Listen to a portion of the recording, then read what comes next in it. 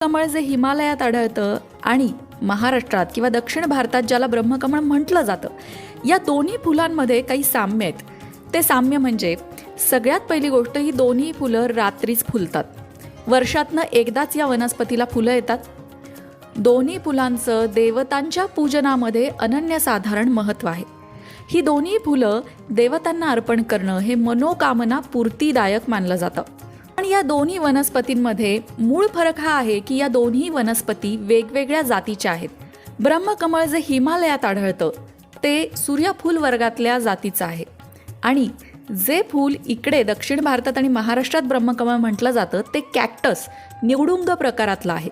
दोन्ही फुलं सुगंधित असतात. दोन्ही फुलांचा सुगंध हा मनाला मोहून टाकणारा असतो.